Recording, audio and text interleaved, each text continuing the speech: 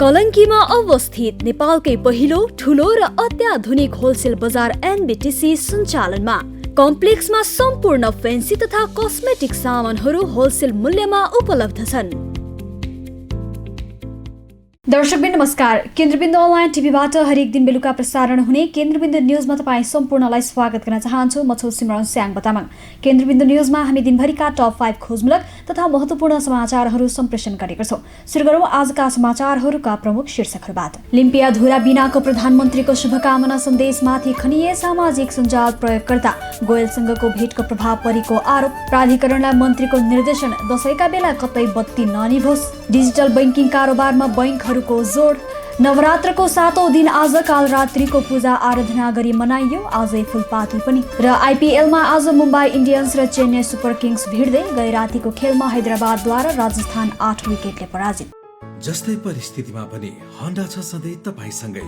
त्यसैले अब होन्डा हुनेछ तपाईसँग मात्र 1 रुपियाँको डाउन पेमेन्ट वा 1 रुपियाँको इएमआई वा 1% इन्ट्रेस्ट रेटमा। थप जानकारीका लागि यी नम्बरमा कल गर्नुहोस् वा माथि दिएको लिङ्क क्लिक गर्नुहोस्। होन्डा छ सधैँ तपाईसँगै। शर्माजी, चाउचाउ। कुन चाउचाउ? जसमा फाइदा छ। कसलाई फाइदा? हामीलाई कि ग्राहकलाई? तपाईलाई फाइदा हुने प्रीति चाउचाउ। फाइदा के छ यसमा?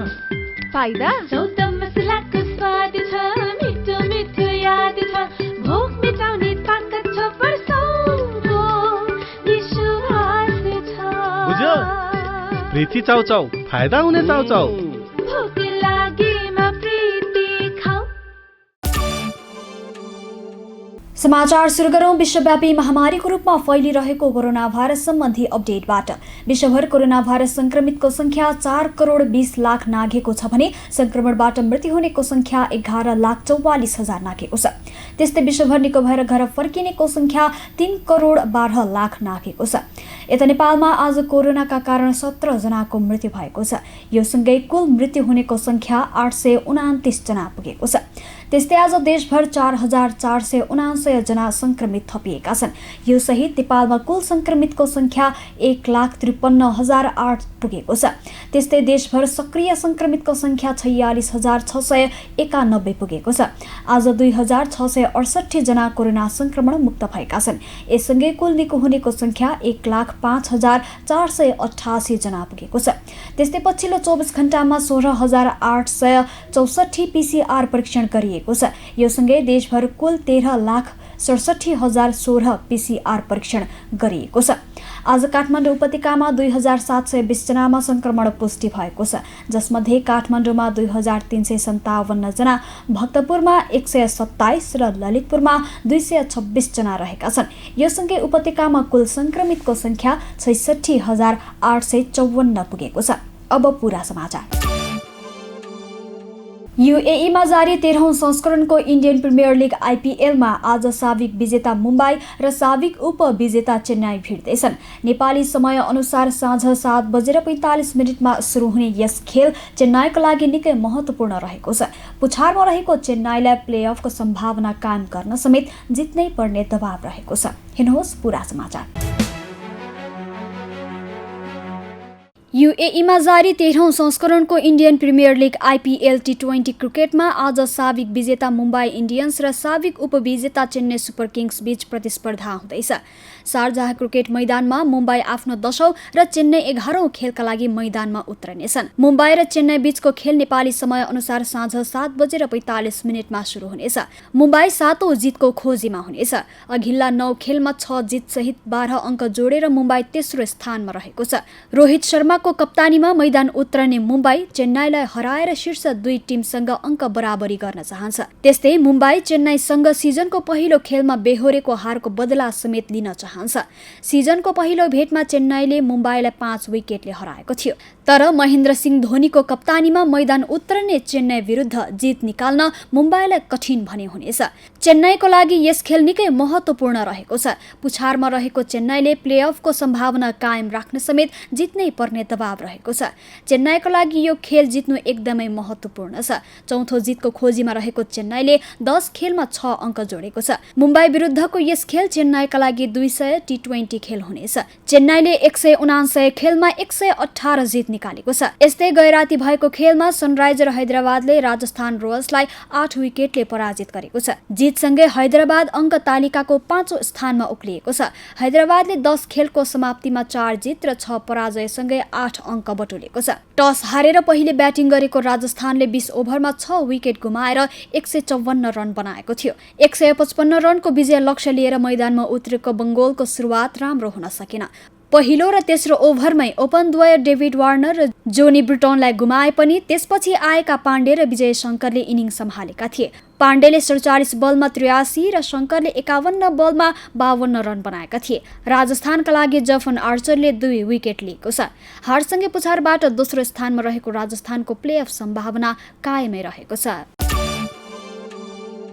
हिन्दू धर्मावलम्बीहरूको महान पर्व बडा दशैंको आज सप्तमी तिथि नवदुर्गाका 9वटा रूपहरूमध्ये कालरात्रिको पूजा आराधना गरी मनाइएको छ।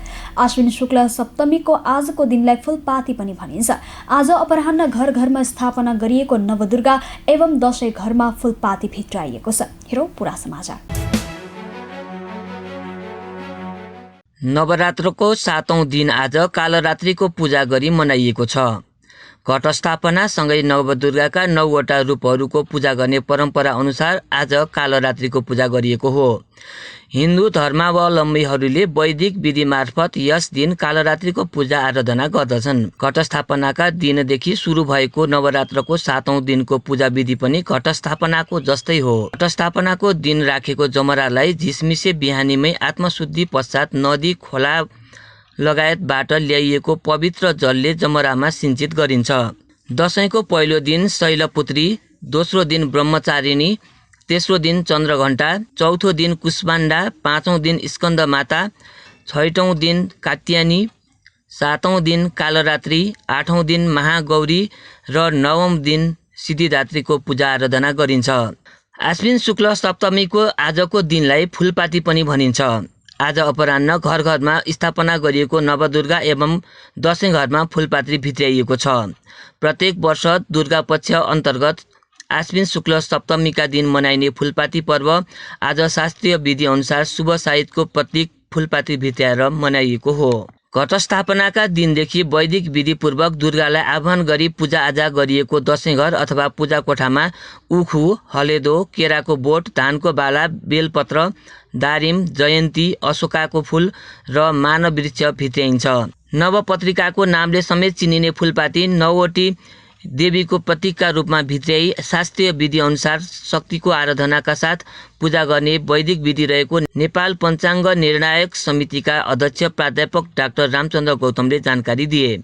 उनका अनुसार केरामा ब्रह्मायणी, दारिममा रक्तदन्तिका, धानमा लक्ष्मी, हलेदोमा दुर्गा, मानववृक्षमा चामुण्डा, उखुमा कालिका, बेलपत्रमा शिवा, अशोकामा शोकरहिता र जयन्तीमा कार्तिकी देवीको आह्वान गरी पूजा गरिन्छ।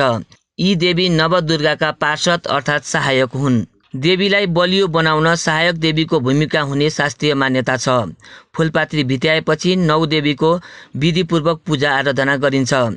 फुलपात्री भित्र्याउनका लागि साहित्यको आवश्यकता नपर्ने धर्मशास्त्रविद डाक्टर गौतमले जानकारी दिएका छन्। हनुमान ढोका दरबारको दशैं घरमा गोर्खा जिल्लाबाट ल्याइएको फुलपात्री भित्र्याउने परम्परा छ। गोर्खाबाट धादिङ जिल्लाको जीवनपुरसम्म दशैं घरका पुजारी सहित मगर जातिका 6 जनाले ल्याउने र त्यहाँबाट काठमाडौँको जमलसम्म काठमाडौँबाट गएका ब्राह्मण जातिका 6 जनाले ल्याउने परम्परा रहिआएको छ। यस वर्ष कोरोना भाइरसको संक्रमणका कारण सीमित व्यक्तिले भौतिक दूरी कायम गर्दै स्वास्थ्य सुरक्षाका विधि अपनाएर फुलपात्री ल्याइएको हनुमान ढोका दरबार हेरचाह अड्डाका कार्यालय प्रमुख सन्दीप खनालले जानकारी दिएका छन्। जम्मलबाट हनुमान ढोकासम्म निजामती सेवाका उच्च पदस्थ अधिकारी, गुर्जुका पल्टन, ब्यान्ड बाजा, पञ्चै बाजा, सांस्कृतिक नाचगान सहितको लावा लस्करका साथ फुलपात्री ल्याउने गरिएकोमा यस वर्ष विधि मात्र पूजा गरिने जनाइएको छ। राजतन्त्र रहुन्जेल हनुमान ढोका दरबारको दशैं घरमा फुलपात्री भित्र्याउने क्रममा राज्य प्रमुखका नाताले राजाको पनि उपस्थिति रहने गरेकोमा गणतन्त्र स्थापनापछि भने संस्कृति मन्त्री उपस्थित हुने गरेको हनुमान ढोका दरबार संग्रहालय विकास समितिले जनाएको छ। बैंकहरूले डिजिटल कारोबारमा दिँदै आएका सबै सुविधाहरू सुरक्षाको दृष्टिकोणले अन्तर्राष्ट्रिय स्तरको भएको बताएका छन्। तर ह्याकरहरूबाट ठगिनुमा बैंकको मात्र नभई ग्राहक स्वयंको पनि कमजोरी हुने भएकाले आफूले लिएका कुनै पनि बैंकिङ सुविधाको युजरनेम पासवर्ड कुनै पनि माध्यमबाट कुनै पनि व्यक्तिलाई नदिन बैंकर्सहरूले सुझाव दिएका छन्। हेरौँ पूरा समाचार।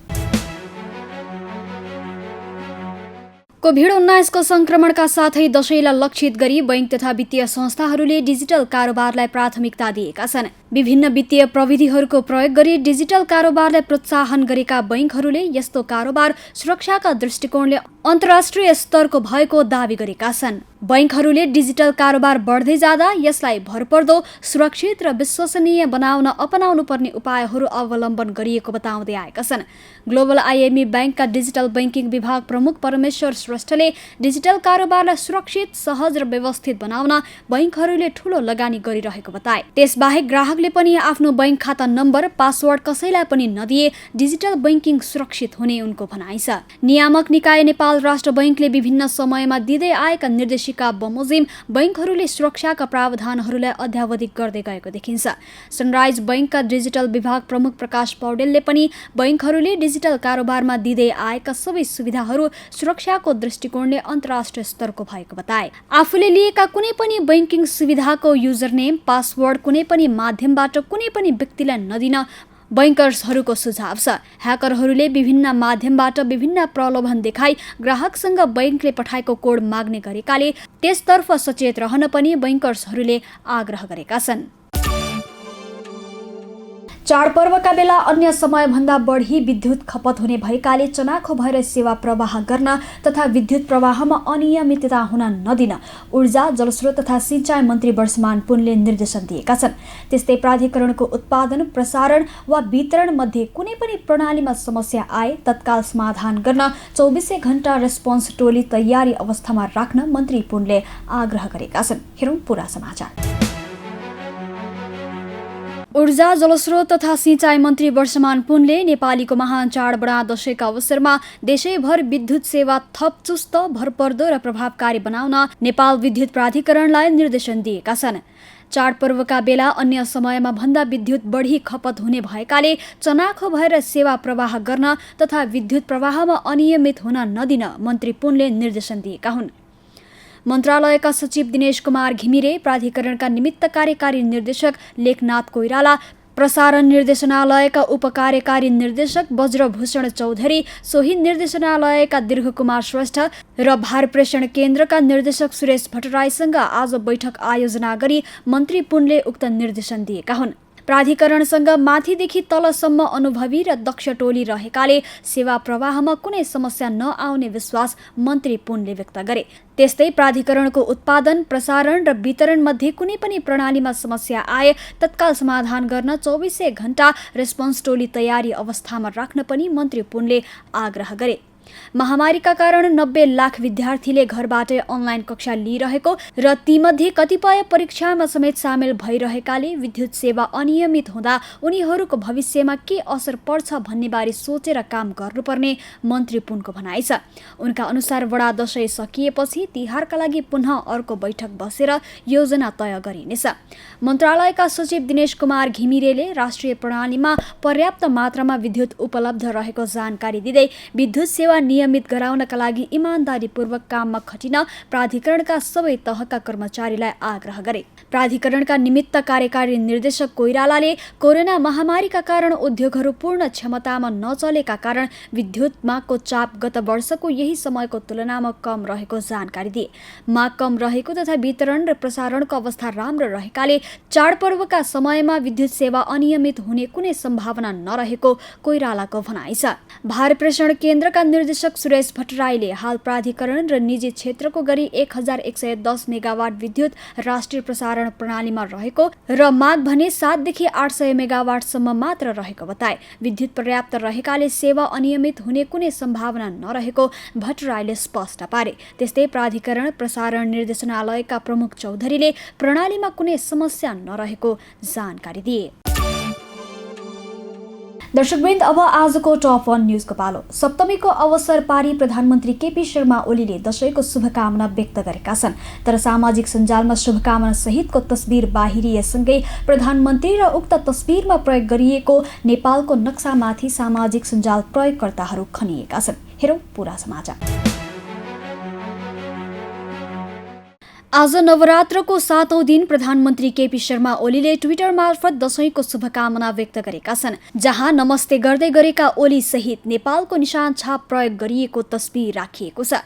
तर ओलीको उक्त शुभकामना सन्देश सार्वजनिक भए लगत्तै सामाजिक सञ्जालमा ओली र उक्त तस्बिरको चर्को आलोचना भइरहेको छ, जसको कारण तस्बिरमा प्रयोग गरिएको नेपालको नक्सा रहेको छ। सामाजिक सञ्जाल मार्फत दशैंको शुभकामना व्यक्त गर्ने क्रममा प्रधानमन्त्रीले प्रयोग गरेको नक्सामा लिम्पिया धुरा समेट्न नसकेपछि उनको चौतर्फी आलोचना भएको हो। लामो समयदेखि विवादित बनाइएको भारतद्वारा अतिक्रमित नेपाली भूमि लिम्पिया धुरा, लिपुलेक र कालापानी क्षेत्र सहित समेटेर ओली सरकारले नेपालको नयाँ नक्सा सार्वजनिक गरिसकेको छ। त्यति मात्र नभई संसदबाट संविधान संशोधन गरी नयाँ नक्सालाई निशान छापमा समेत राखिसकेको छ। तर ओलीले दशैंको बधाई दिन पुरानो निशान छाप प्रयोग गरेपछि उनको आलोचना भएको हो। यही विषयमाथि आक्रोशित हुँदै ट्विटर प्रयोगकर्ताहरूले ओलीको ट्विटलाई रिट्विट गर्दै लिम्पिया धुरा खै, चुच्चो भाग खै भन्दै प्रश्न गरिरहेका छन् भने ओलीलाई उक्त नक्सा सच्याउन समेत आग्रह गरेका छन्। भारतीय गुप्तचर संस्था रिसर्च एन्ड एनालाइसिस विङ रका प्रमुख सामन्त कुमार गोयलले बुधबार बेलुका प्रधानमन्त्रीको सरकारी निवास बालुवाटारमा प्रधानमन्त्री ओलीसँग भेटवार्ता गरेका थिए। भेटका क्रममा नेपाल भारत बीचको मैत्री सम्बन्ध खलबलिन नदिने, समस्याहरूको वार्ताद्वारा समाधान गरिने र पारस्परिक सहयोगलाई निरन्तर अगाडि बढाउने विषयमा छलफल भएको प्रधानमन्त्रीका सल्लाहकार सूर्य थापाले बताएका थिए। तर गोयलको भ्रमणका सम्बन्धमा नेपाली सुरक्षा संयन्त्रलाई कुनै जानकारी दिइएको थिएन भने परराष्ट्र मन्त्रालयले समेत गोयलको भ्रमणका बारे केही बोलेको थिएन। यस्तोमा कतिपयले ओलीले पुरानो नक्साको प्रयोग गर्नुलाई ओली सरकारकै स्वीकृतिमा नेपाल आएका गोयलसँगको भेटको प्रभावका रूपमा समेत प्रस्तुत गरेका छन् भने प्रमुख विपक्षी नेपाली काङ्ग्रेसले यो अन्जानमा नभई जानी गरेको गल्ती भएको बताएको छ। तर प्रधानमन्त्रीले दिएको दशैंको शुभकामना कार्डमा अंकित नेपालको नक्सामा लिम्पिया धुरा सहितको भाग नदेखिएको भन्ने आरोप प्रधानमन्त्री कार्यालयले भने अस्वीकार गरेको छ। सानो आकारको भएकोले लिम्पिया धुराको चुच्चो भाग नदेखिएको प्रधानमन्त्रीका प्रेस सल्लाहकार सूर्य थापाको भनाइ छ। आजको लागि केन्द्रबिन्दु न्यूज यति नै। भोलि पुनः यही समयमा आउने बाचा गर्दै छुटिन चाहन्छौ। नमस्ते। केन्द्रबिन्दु न्यूज हेर्दै गर्नुहोला।